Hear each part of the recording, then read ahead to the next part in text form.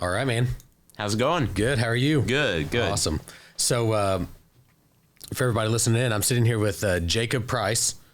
He is a veteran on our team, turned sales trainer. Yep. So we are super grateful to have Jacob on the team. He's got a great brain, great knowledge, great, just way of thinking to get things done. And that's what we need as critical thinkers. So, Jacob, why don't you tell everybody just a little bit about yourself, where you're from, how you got into real estate, all that good stuff. Yeah. So, before real estate, I did web and media design. Hated it. It was miserable. So I did that for about 4 years. And I'd always wanted to get into real estate. And I just never really had the courage to just jump into 100% commission. When I finally did, it was like, why haven't I been doing this the whole time? So why did you want to get into real estate? I always liked real estate. Probably we can blame HGTV and things like that on it a little bit. Looks like fun. Yep. It is fun sometimes. But I really, really love creative thinking, negotiating, things like that. Okay. And did you do a lot of that possibly in the web design realm? Where did you get your start in thinking that you like to negotiate? So I did a fair amount of it there. So I was one of four in a marketing department for a multinational company. So so I had to do a lot more than just the web design stuff. Funny story. We're far enough past it that it's no big deal now. I did my entire 90 hours of real estate on the clock in web design. I could finish my daily task in 2 hours for an 8-hour day. The rest of it, the rest of your day was spent taking your real estate class. Yeah. I finished like all of my real estate courses in like 2 weeks time. So online. Yeah, online while I was on the clock. So, getting paid to make a move. Yeah, I also did that. I worked at Verizon. I cleared it with the guy first. I was like, hey man, I'm moving. I'm moving. This doesn't take a lot of time for me. Do you mind if I do my real estate class? While I'm trying to sell cell phones. And he was totally, he was okay with it. So that worked out well for me too. Yeah. I'd say the owner probably didn't know. My marketing director did know, and she didn't care as long as anything got done. You got your job done, and then in your free time, you're able to get your license. Sweet. So it took you 2 weeks to get it. Yeah, I think that's I was at the office here yesterday listening to some clients talk to another one of our OSAs, and they're in there chit-chatting, and the mom, talking to the daughter, hey, you should get into real estate. And she said, well, I don't have a college degree. I can't get in. Yeah. And the agent was like, hey, you don't need a college degree. You got a clean background, no criminal record, and can pass a drug test. You can get your real estate license. So, you're good to go. I think that's a misconception, and I would assume, for people who don't know, or just even across the country, they think that a lot of real estate agents have a degree of some sort, or they went to college to get their real estate, degree. Now there is a real estate school you can go to major in real estate and that kind of stuff. But, your average agent, doesn't need that. Not required at all. And literally I make triple what I made for the college degree I have. Yeah. So, do you use that college degree at all? Almost zero. Almost zero. It's helpful for certain things that we do here, but very little. I'm so proud of you for getting your college degree. Not using it. It's like I have a useless piece of paper that cost me tens of thousands of dollars. So perfect. My wife graduated from IU with her bachelor's in education or reading and language. She's a teacher. Yeah. Well, she homeschools now, so that's definitely paying off. She still gets to use it. She's using it, but she is not out in the the field. But she's definitely in our field, raising the kids with that teaching degree, which is great because it takes special people to do that. Well, yeah, and hopefully she was able to pivot with all this Common Core stuff because it's foreign to me. I think the way that the classes that they did anyway weren't even kind of tailored around that. It wasn't anything they taught. So I think that's one of the perks. You don't have to learn the Common Core way. You learn the way you want to teach them. Yeah. And then they learn that. So it's pretty cool. So when did you join us, Jacob? Has it been 3 years, 2 years? It's been about 3 years. So I came on in August. Actually, it's been a little bit more than 3 years at this point. So August nope, I lied. August 2018. So it's almost 3 years. We're ending May right now. Yeah, and I did real estate for 2-3 years before that. Doing pretty well for the average area agent around here. Closing anywhere between 15 to 20 a year. By yourself? Yeah, by myself. I would venture to say that you're doing above average than all the other, because I think the average agent in our marketplace is doing maybe 10 deals a year. Yeah, it's less than 10. And you're pumping out 15, 20 on your own. But it was miserable. Okay. Yeah, so doing it on my own, I mean, having to choreograph everything with title, doing all my own paperwork, doing just everything from start to finish, is difficult. Yeah. I mean, there's only so many hours in the day and only one of me. So I had to kind of do the best I could. Right. But it was definitely, I'd say that half these gray hairs are from those years. What are the other half from? From my kids. Okay. Yeah, I was curious. Yeah. So Jessica's safe. Yeah. Or not the wife. Yeah. So that's good. So you 2 to 3 years, a different company. How did you hear about your home sold guaranteed realty? Well, so it's kind of like when you buy a car and then all of a sudden you're seeing the same car everywhere. Yep. Obviously, I had heard radio ads and things like that a million times over, because I don't listen to the radio very much, but when I do, it's sports talk here locally, and we're all over it. Go Vols. Yeah. So I had obviously heard it, just not committed it to memory. And I was working a really difficult deal with Holly Roach, our director of sales. And most of her deals are difficult. Yeah, yeah, it's mostly her. Absolutely. But she recruited me on after that, and I was like, well, it's not going to hurt to take a meeting. Yeah. So I sat down with Tracy, go over it, and literally I was, after he was done going over everything, I was like, well, what you're telling me is I'd be stupid not to come join you. And he was like, yeah, pretty much, but a lot of people don't get that. Yeah. So you can read between the lines. Yeah. It was a good meeting. I was really happy where I was at. They were very good to me. Absolutely. But they weren't providing anything. You know, our training was lunch and learns with the same old lenders 3 times a month or whatever. So I wasn't getting anything to grow myself. And the only way to grow myself currently with them was just to spend more money. So it was a no-brainer. Yeah. So we'll leave the name of the company you're at out. However, they didn't provide any kind of weekly trainings. No, nothing that was free. I guess everything. If you were gonna do anything different, it was gonna have to be paid for additionals, or you'd have to figure out a way to loop in on it. They tried to do stuff. It just wasn't very helpful in the marketplace. It was like, okay, what is a lender seeing this week, or so it's not relevant to what you're going through. Yeah. Once you had that training one time, it was never applicable again. And it was the same training every time. Mm-hmm. Oh, yeah, okay. Yeah. Well, and to go through what most people go through, my first company. So I had 2 stops before your home sold guaranteed realty. The first place literally handed me a purchase and sale agreement, helped me fill out one, and that was the only training I had for the first year in real estate. Just to figure out how to fill that thing out. You may not even use it first year. Yeah, well... how do I get somebody to want to use this? Yeah, we've got a local lender that, I mean, thank God he was a good guy, because my first purchase and sale agreement of a legitimate deal had more strike-throughs and initials. Like, it was just the ugliest thing ever. I wish I'd kept it. It was just like a grading paper. Frame it up. Yeah. Oh, it was awful. Learning calculus. This is wrong. I do not know how he passed that through an underwriting process, to be honest, but he did. So he worked out. But yeah, it was just kind of fly by the seat of your pants and figure it all out on your own. A little bit different here. Yeah, a little bit. Yeah, we have a little bit of training. Yeah. So tell me, how have you managed? I've seen you grow over the past couple of years. I joined Tracy in 2013. How have you managed to make yourself stand out above everybody else in the organization to, like, hey, I'm valuable. You guys need me. You don't know it yet, but you need me. Yeah. How did you do that? So did you have ulterior motives behind that, or was it just like, from a serving standpoint, I really do want to just help? Yeah, and so it definitely started out with, let me make myself as invaluable as possible. I want to be an important cog to everything that's going on. Yep. Never a reason to release me or let me go. Right. So, and then that definitely transitioned to eventually it was just like I had a team mindset and a growth mindset to where it was like, well, now I'm here. It's ingrained in me. Of course I'm going to help you. Yeah, I'm established. I'm not going anywhere.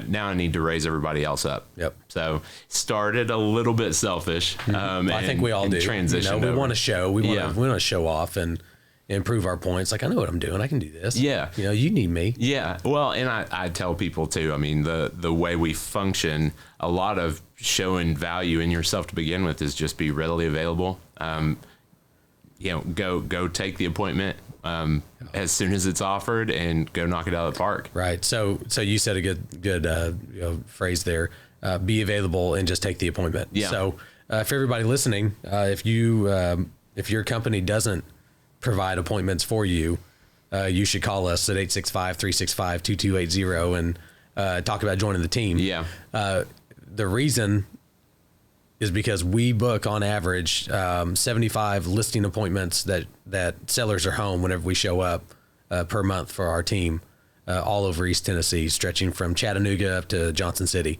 hitting Knoxville and Sevierville, Gatlinburg, all that. So to be available is a big deal. Yeah. Availability dictates how much business you're going to get. Yep. And you'll be able to get as much as you can skillfully handle at that point. So yeah, I remember going into just take the blinders off, erase everything you ever thought about real estate and however you thought it needed to be done, and just jump in on Tracy's system. And if you do, it will succeed. Yeah. Like, there's a proven track record of 50 agents that are successful. Yep. And so the first appointment for a listing I ever got with the company, everybody always remembers their first appointment. Oh yeah. Well, it was also one of the only ones that I probably shouldn't have taken. But I'm fairly positive I only got it because it was like opening weekend for Tennessee football. Mm-hmm. No one else was available, and they sent me out to Tellico Plains, which is like an hour and a half away. Yeah. I signed them. It was not a particularly nice home in a nice area or things like that. So, but after I signed that, show that you're able and capable of doing it. Yep. Just get more. Just keeps opening up. Yep. That's awesome, man. So you've developed over the past couple of years, and then more recently into a trainer role. I used to hold that role, and then we, passed that baton on to a couple other people, and I think it's fallen organically in your lap because you just have a knack for understanding systems and processes and breaking it down for the new agents on the team, and even the more experienced agents who may be struggling or may want to refresh their memory on how to do things. How did you come about? Just like, I can get new people up and running in 2 weeks and taking appointments. How did that happen? And then how did you document and process all that? Well, so I know you never sleep, so it probably happened in the middle of the night. Well, and I told you yesterday, there are actually 36 hours in my day, not that's 24. Correct. So yeah, that's right. So it I can go even further back when I first, graduated high school, have these big dreams. Yeah. I actually wanted to be just like a high school teacher. Okay. So I've always wanted to teach people. I enjoy that. And I've trained people in other roles along the way. But when we needed it here, my overall goal was, we see a gap, we come up with a solution. So it was kind of giving the minimum effective dose to get people up and running, and then on the job training. Yeah. So on-the-job training is so crucial. Better than everything. Yep. But you still have to be competent before you can go do the on-the-job part. Mm-hmm. So it's getting you up and running as quickly as possible for those appointments. And then once you're there, we're going to train you forever. Right. That never stops. So that's awesome. That's great. Good job on that. Yeah, I know you've taken at least 3 to 5 agents just in the past 2 weeks and got them up and running, and 3 today. 3 today. Yeah. Okay. It's 120. So you've had 3 today already signed off, ready to go. Signed off on listings today. Okay. So yeah. So that's 3 more agents in the marketplace that are capable and smarter than your typical real estate agent. Yep. Because they've been trained appropriately on how to take listings and not buy them. Yep. Yeah, and that's 3 more agents that are going to be able to skillfully educate their sellers on what's best for them too. Mm-hmm. And that's 3 more agents that are going to go close more deals than most people in the marketplace do. Absolutely. On an annual basis. So. Right. Yeah. And, we're serving families. Mm-hmm. And by doing that, we're able to give back into the community and help people achieve their goals. And, our motto is impacting others to prosper. And that doesn't necessarily mean financially. You know, that could be, I got to get moved and be with my kids, or I got to go, we're trying to get into a new school district. So that's really big, man. Appreciate it. Thank you for that. Well, you're welcome. Yeah, we appreciate it. So off topic of real estate, what do you do for fun? We like to go hiking. We don't get to do it as much as we used to, with two small ones, but, I have a little farm. As soon as we get back, from vacation, we're about to go on vacation, to Hawaii. Congratulations. Yeah, thank you. Who's going to do all the training while you're gone? No one. Okay. I'm having the hardest anxiety about it. I'm like, who's going to watch over everyone? Watch all my babies. Yeah. I'll help. Yeah, probably. But we have a little farm with, right now we have eight goats, some chickens, ducks, a pig that no one likes. Why? He's just not fun. He wants nothing to do with me. Of course. I'm like, what's the point of having you if you're not going to act like a puppy dog that's a pig? Is he fat? He's lazy. He's getting real fat now. He also likes to just he will find water and just roll around. He's the muddiest thing you've ever seen. You bring him inside? No, maybe if he'd let me pet him, I probably would. Yeah. He's missing out. You don't know. But we are. I've got a seller that's closing out in 2 weeks from now, and he's selling me the rest of his goats. Oh, yeah. So yeah, I'm buying 10 more goats when I get back. That's hilarious. So anybody listening, if you have goats to sell, call Jacob. I have been told these 10 are the last ones I get to have. Okay. They do procreate like rabbits. So, do they? I didn't know that. Yeah, they're they carry for like 3 months, but they definitely. We had three baby goats in a 2-day span. So that's good. From 2 of them. So. I'm gonna have my wife start selling them. Okay. If you want goats, call Jacob Price. There you go. Way to turn that. Yeah. That's good. So you've got, how many goats then would you have? Like 18 or 20? I'll have 18, yeah. 18 goats. Yep. A pig.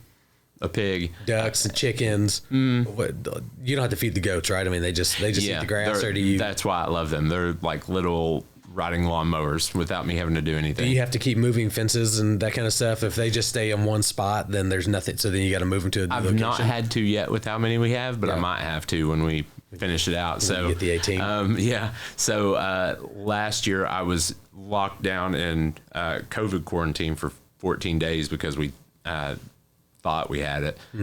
So I literally fenced in like 4.5 acres in the 2 weeks because I can't sit still. Yep.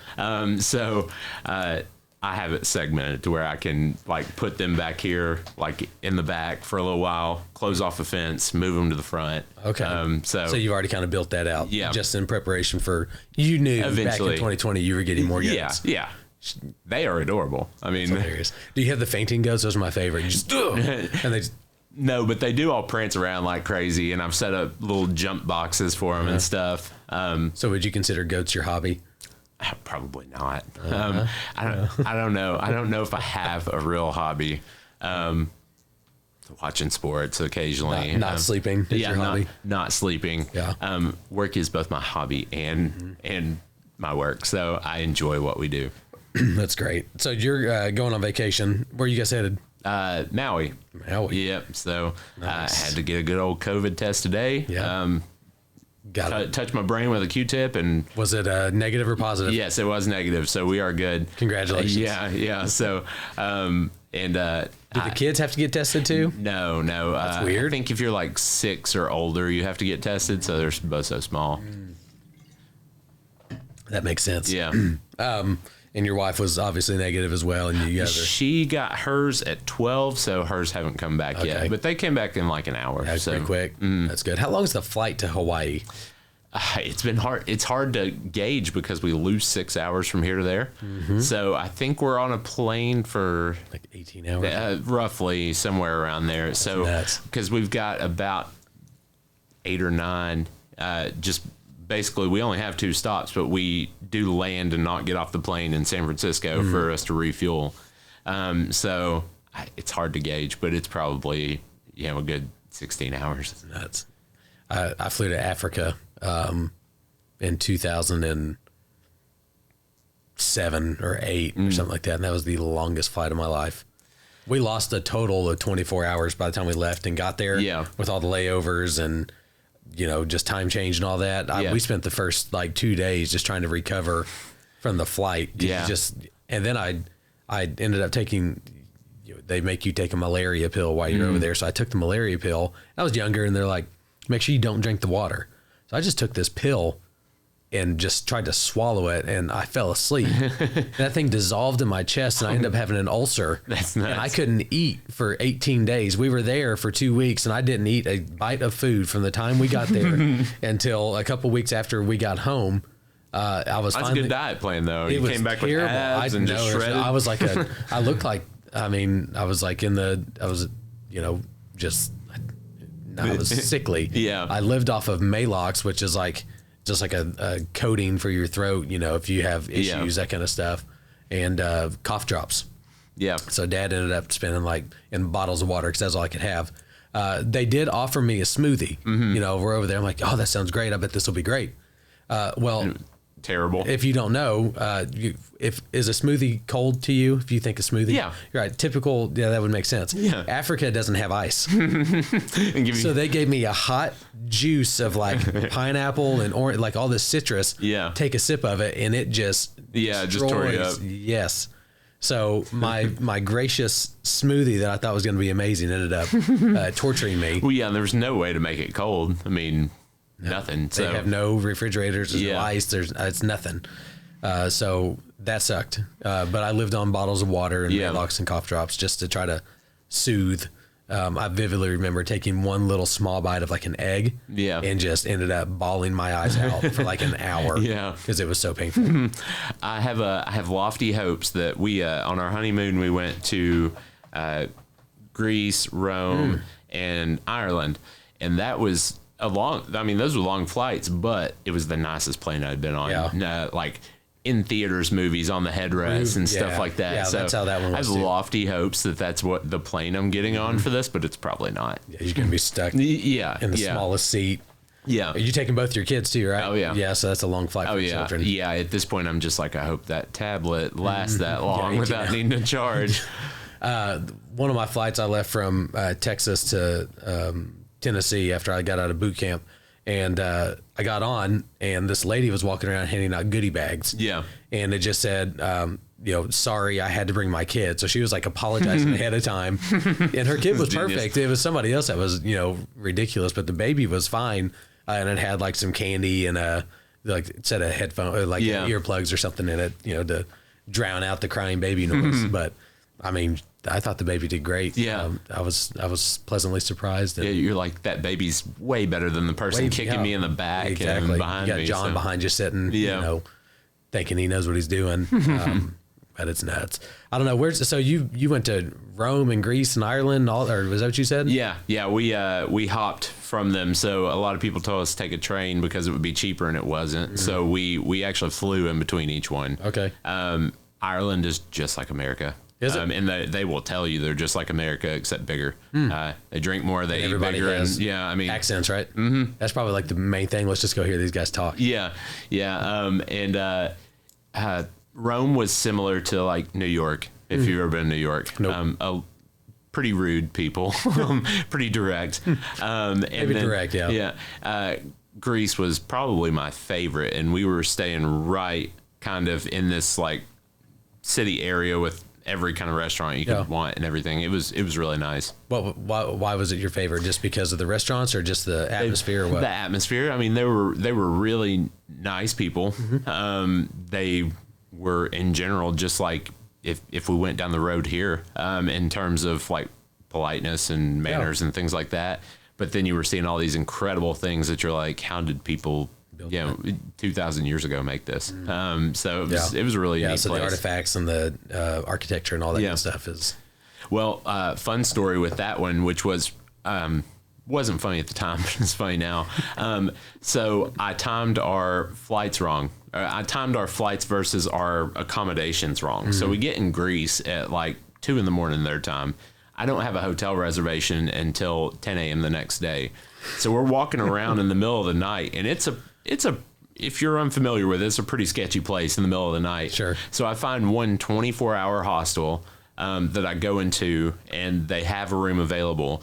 The room happened to have some very creepy and graphic paintings all across the walls that the you're only like, room available. yeah, I was like, don't change in here. Like someone's watching us right now. Like one was like the Eye of Sauron from like, oh gosh, from like Lord of the Rings. You just throw like blankets up everywhere. Yeah. I'm like, we got to sleep here for 3 hours and we can go out in the morning. Yeah.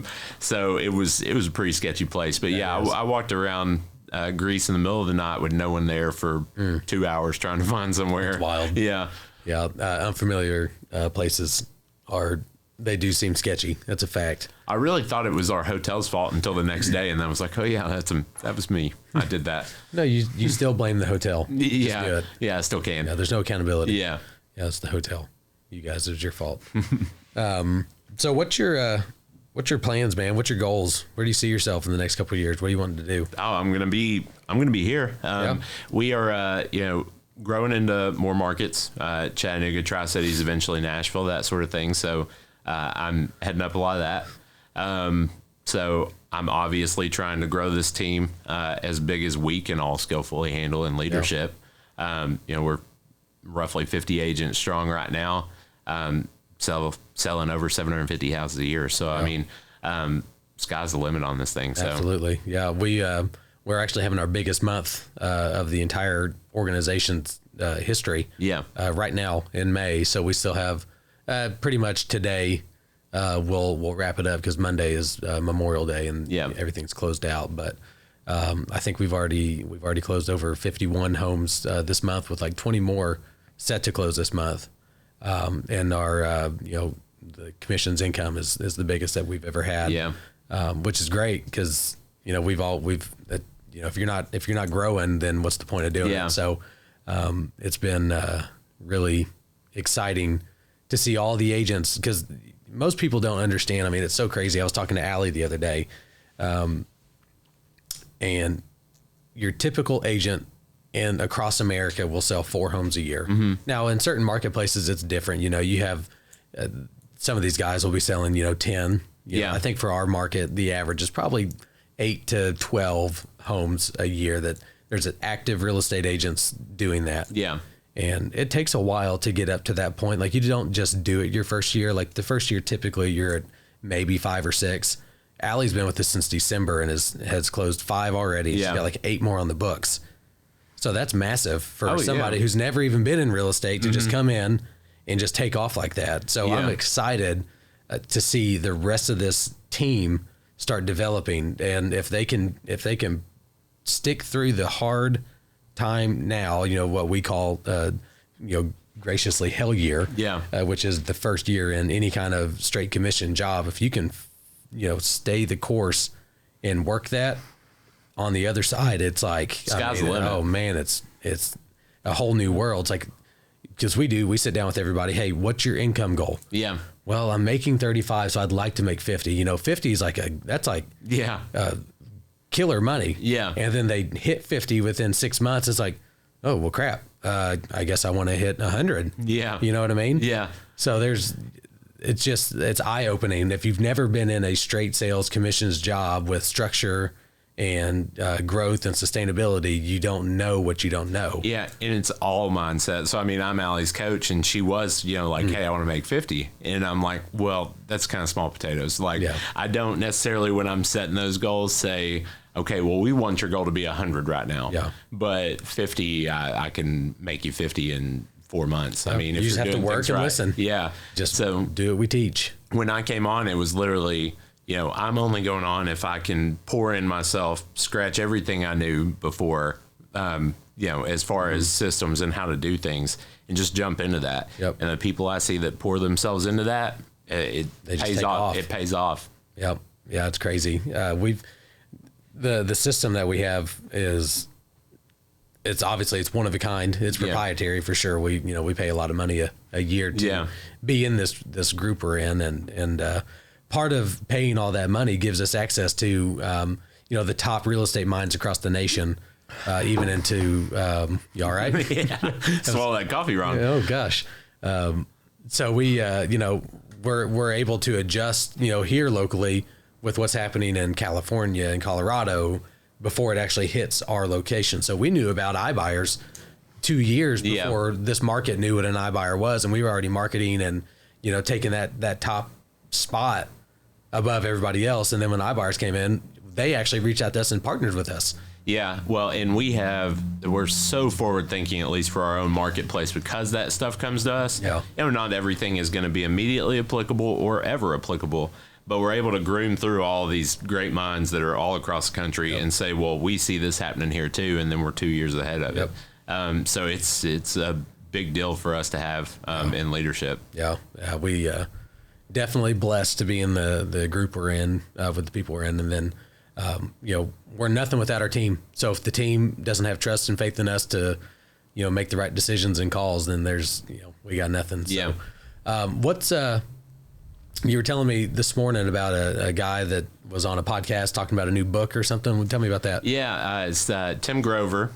Tim Grover, his first book is very, very good. It's called Relentless. And so he is the trainer for Michael Jordan, Kobe Bryant, Dwayne Wade. Those are the people he talks about the most. But he trains, like, if you have a really stellar, like, all-time great athlete, he was probably one of their trainers, especially if it was basketball. Yeah, he never reached out to me. I don't understand why. Yeah, well, height-wise, you're vertical. My vertical's killer. It's like 18 centimeters. But no, I mean, he will tell you he's not in kind of athletic training. He is in the mindset training. Okay. So it's literally just, you know, how to go out there and be great. Yeah.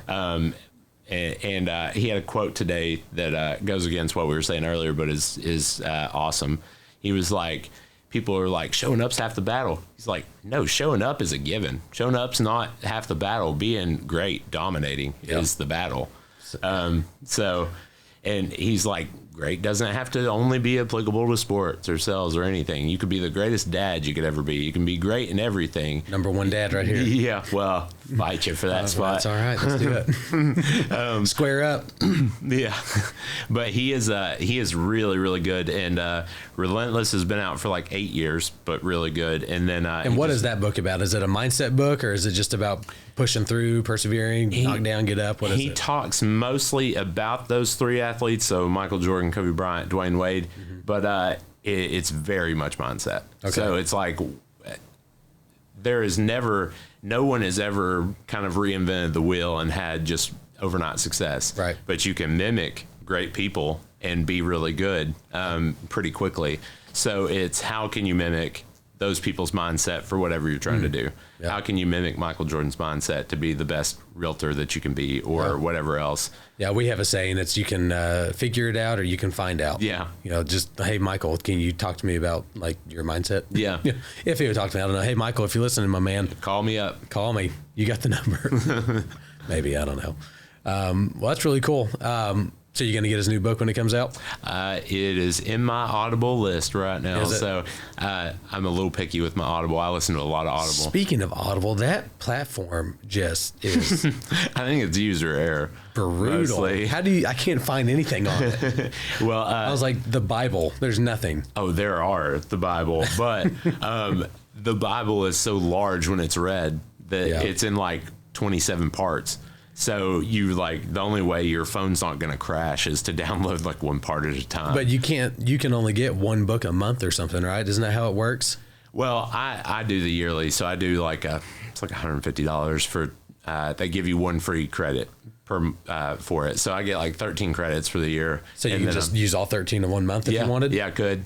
I'm already out and it renews in September. So, what do you do? In the meantime, you have to wait? They'll either give you deals. So I just bought 3 more credits for the price of 2, which is still cheaper than the books. Most of those Audible books are $20. So, or you could go ahead and tell it to renew all of it, or you could just kind of buy them intermittently. But okay, so you can just buy a book if you see it, and you don't have to wait for the next month. Yeah, and they still give you like 10% off too. Okay, so you'll have to show me how to use that. I'm like a grandpa right now. I can't get it to work. It's just, I don't know. It's great. I actually canceled the membership the other day because I was like, heck with this thing. It won't do what I like. I'm trying to buy this book. It's like, well, connect to your Amazon account, go to the Amazon store. And I'm like, well, It's here though. It's on the app. Just hit download. Yeah. I probably, I think I read one time that most millionaires, billionaires, that sort of thing read like 60 books a year. Mm-hmm. Well, I probably am lucky, especially with little children at this point, to read like physical books, 5 of them a year. Right. But I listen to 20 or so more in the car while we're driving. Right? Yeah. So not everything's on there, but most of the time it's on there. Yeah. The things that you're interested in, you'll get. Yeah, I'll find it. In the meantime, if you don't, you can pick up a podcast or listen to a YouTube video or something. Yeah. And I'm still grooming through it to see if it's about to be required reading, because it's semi-applicable, but a guy from Bigger Pockets just put out a realtor-specific book that's pretty good so far. I mean, it would have been really helpful when I was completely on my own. Yeah. Now only parts of it would be applicable if I was starting here, where I don't have to generate all my own business and things like that. But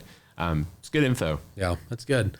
Where did your business come from when you were on your own? Like, how did you generate buyers and sellers, or did you just have buyers, or were you knocking on doors, or what? When I first started, I didn't go knock on doors, but when I first started, I had my SOI stuff, and then I had... What is SOI? Sphere of influence. Like mom and dad and friends? Mom, dad, friends, brother, sister, that sort of thing. Just like your circle of people that you know and talk to. Yep. And then, so the leads that were given to me were literally, they gave me a login to a pond of 30,000 people that had hit a button online, and I would cold call them. So I was on my own. When I was on my own, I was basically calling 2 to 3 hours Monday through Friday to reach out to people, and I was lucky if 3 or 4 out of 50 answered the phone. So you were calling the leads in the pool or pond, or what you want to call it, every single day, Monday through Friday, 2 to 3 hours a day. Yep. Is that how you started your day off? It would be like first thing in the morning, or did you do it at night? Or? It was like 9 to 11 or 9 to 12 most days. And after that, you would turn into, all right, now I'm going on my showing, setting up buyer interviews, that kind of stuff. Yeah, or if those people called me back and were like, let's just go see this house, I would run out to the house, open the door, and let them in, schedule and let them in. So now that did eventually change to where I was still making those calls, but I was doing marketing on Zillow and things like that. Okay. My last year on my own, I probably had, I made $60,000 a year, but I spent 25 in marketing costs, and those were like all legitimate marketing costs. So I was making a net 35. Okay. Around here, 60 grand's great. That's except 35's average though. Yeah. So after you kind of look at where all your dollars and cents are going to, because I jumped in the way I did, I doubled my year when I came on from August through the end of the year. Oh, so wow. I doubled that year within the same time frame. That's amazing. I think I probably roughly, with the knowledge and everything I already had and just getting acclimated to the systems, I probably closed 2 or 3 a month in my first 4 months. Wow. Here. Yeah. I was telling somebody the other day about my first, everybody remembers their first, showings and offers and that kind of stuff. And I grew up in Indiana. I'm actually from Tennessee. I moved to Indiana when I was a baby, essentially. And there's a restaurant, like a dessert restaurant, like a Dairy Queen, but it's I think it was called, it's not Culver's for sure. I know it's not like the Culver's that you think of. Yeah. All they did was sold like frozen custards and that kind of stuff. And I just wasn't a fan of it. It was like a little mom and pop joint, and I wasn't a fan of it. So I'm talking to these people, and I lived in a city called Seymour. Yeah. And the next city over was called Scottsburg. Yeah.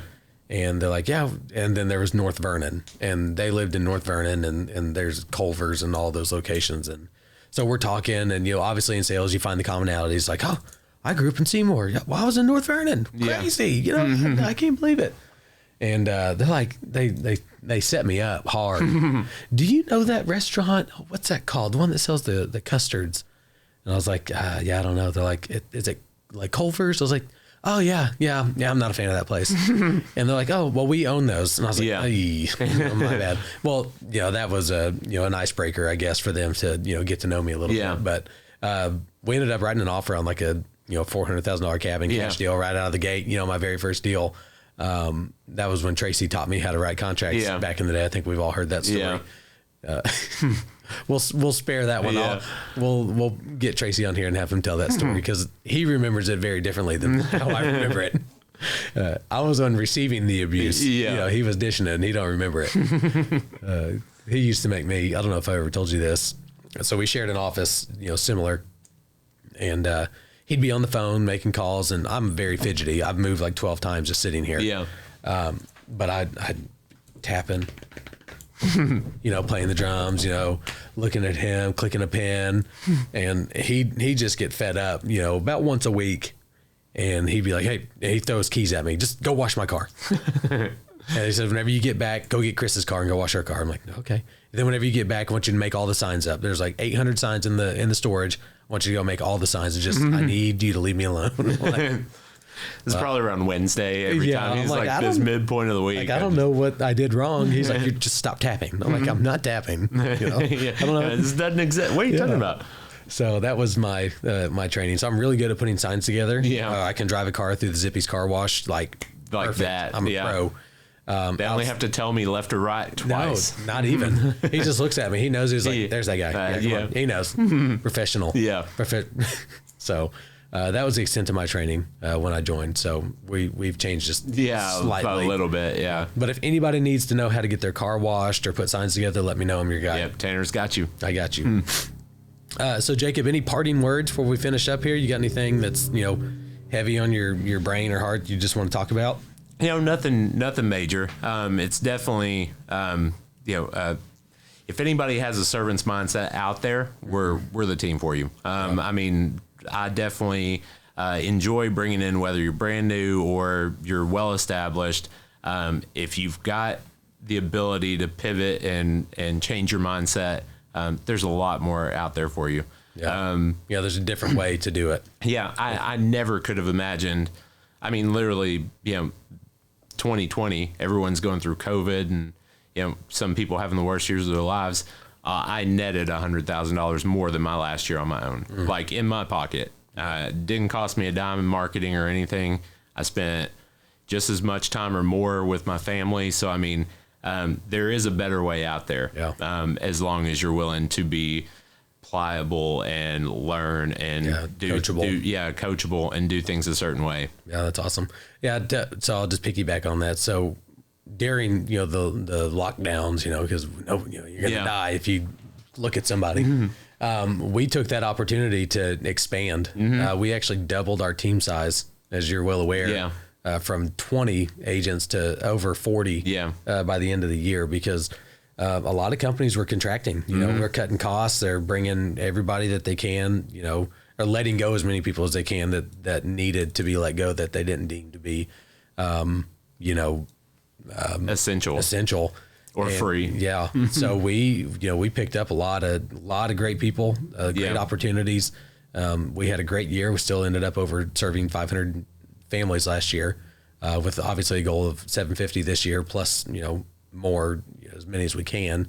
And we would never be able to do that without the forward thinking, the mindsets. Now, obviously we had plans, we had drawdown plans, we had things that were like, man, if it does, because nobody knows what's going to happen. Yeah. But if it did, we were prepared to, talk and figure out what we needed to do to make it happen. But our mindset was not on that. It was on how can we seize the opportunity? Yeah. And like that Relentless book, I'm sure it's what it is. It's like, man, I'm down 100. How are we going to come? Man, we're beat. Yeah. It's like, screw that, dude. We're down 100. Let's figure out, we're coming back. I'm going to win by 100. How we make 101 here. Yes. So, yeah. So what do we do? Well, we're running more ads. We're hiring more people. We hired recruiters. We went on the radio, TV. Like, we spent more money. We negotiated with the vendors on better deals to get, like, we got Zillow for half cost for like 6 months. Well, bought more stuff. It was just like, how can we take this opportunity where people are contracting and we can bleed over into all of their territories, quote unquote, and then absorb all of their, their stuff. And we did. Yeah. And there's so much good stuff to go along with that. So, I mean, Tracy, having worked through it, all the great minds we work with, having worked through it, it's just like, if you were a real estate investor in 2010, if you bought, you've made millions from it. If you bought while the rest of the market was contracting and grew yourself, you're worth millions now. Yep. So it's the exact same thing. But the other thing is, and I'm sure a lot of people were affected by that, is I think nationally the average is something like 87% of new agents that get in the marketplace don't make it past 3 years. Yep. So only 13% of agents, and there are hundreds of thousands across the nation, don't make it past 3 years. And why is that? How do they not make it? What's the deal? Well, I mean, they eventually got to make money to keep their lights on, keep food on their table. Yeah, I mean, I probably would have fallen into that if I didn't have, my wife had a really, really good job at the time. I probably would have been one of those people to fall out if I didn't have support system. Or it became a part-time gig for you. Yeah. You can't do real estate part-time. No. Because your primary job, whatever you're doing, will just take over your time. Yeah. It's like, hey, I want to go see a house today. I can't. I'm actually working, 9 to 8. I can show you at 9 to 9. So no, it's going to be pitch black out. Yeah. Yeah. And it's anything. If you're going to do anything, do it right. Mm-hmm. Don't do it halfway, because it's not worth doing if you're doing it halfway. So absolutely. Yeah. You just have to do it again. Yeah. Yeah. Someone else is going to have to clean up your mess. Geez. Awesome, man. Well, Jacob, it's been great talking to you. We really appreciate you. We're looking forward to the growth, the company and you, and just seeing where this thing's going to go. So yeah, super excited. You'll have to have me back on. Absolutely. Next time we add another market here. Yeah. So. Well, we're coming up on that. So everybody stay tuned. We'll be talking again. Thanks, guys. Thank you.